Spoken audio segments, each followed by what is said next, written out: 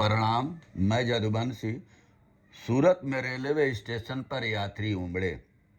गर्मी की छुट्टी की शुरुआत और औद्योगिक गतिविधियों में आई कमी के चलते गुजरात के सूरत स्थित उधना रेलवे स्टेशन पर रविवार को यात्रियों की भारी भीड़ उमड़ पड़ी।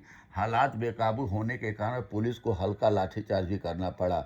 वहीं रेलवे प्रशासन ने स्थिति को सामान्य और नियंत्रण में बताया है। प्रत्यक्षदर्शियों ने बताया कि भीड़ को नियंत्रित करने के लिए पुलिस को काफ़ी मशक्कत करनी पड़ी। खासकर उत्तर भारत की ओर जाने वाली ट्रेन में स्थिति भयावह थी। पश्चिम रेलवे के पीआरओ अनुभव सक्सेना ने कहा कि भीड़ के बावजूद स्टेशन पर स्थिति पूरी तरह सामान्य नियंत्रित में। उन्होंने कहा कि हमारी पहली ट्रेन उधना से जयनगर के लिए रवाना हुई।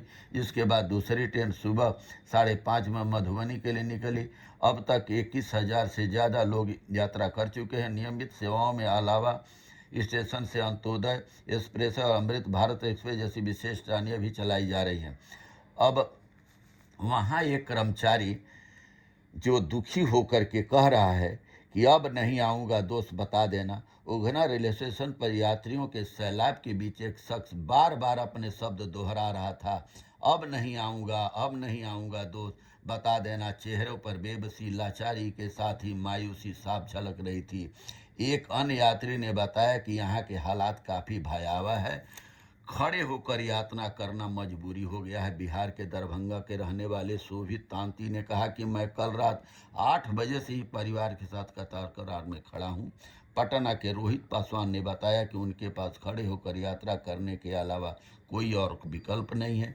तो इन बिहार और पूर्वांचल वासियों, यूपी बिहार चाहे जो भी पूर्वांचली जो गुजरात चाहे हर राज्यों को जाते हैं, तो चुनाव के थ्रू तो एक ही सरकार को बेर बेर चुनाव जिता देते हैं।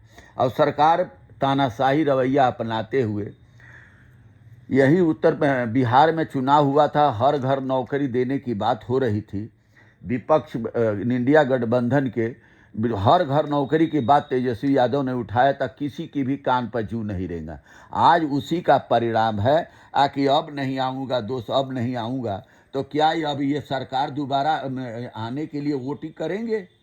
ये जितने अब नहीं आऊँगा करेंगे, इनको साथ जितने अत्याचार भाजपा सरकार कर रही है बहुत अच्छा कर रही है, क्योंकि इनको सबक सिखाना जरूर, क्योंकि गुलाम मानसिकता के लोग गुलामी ही पसंद करते हैं। नहीं तो 5 साल में सरकार किसी की भी हो, 5 साल में सरकार बदल देनी चाहिए। जनता अपना अधिकार के लिए प्रति सजग है, तो 5 साल में सरकार का चाल चरित्र चेहरा सब समझ में आ जाता है। भ्रष्टाचार खत्म करते करते जितने भी भ्रष्टाचारी हैं भाजपा सब ज्वाइन कर लिए, और ये कहते हैं कि कोई भ्रष्टाचारी नहीं है, तो वो सच कहते हैं। कोई भ्रष्टाचारी विपक्ष में बचेगा ही नहीं, क्योंकि जितने भी भ्रष्टाचारी होंगे भाजपा में चले आएंगे, भाजपा मजबूत हो जाएगी। सरकार पैसे के बल पर सरकार गिराना, सरकार खरीदना, सब इनका काम होता रहेगा। और खुद अपनी दुर्दशा के लिए जनता, और खास करके यूपी बिहार की जनता दोषी है, क्योंकि इनको गुलामी पसंद है। बहुत बहुत धन्यवाद। नमस्कार, प्रणाम।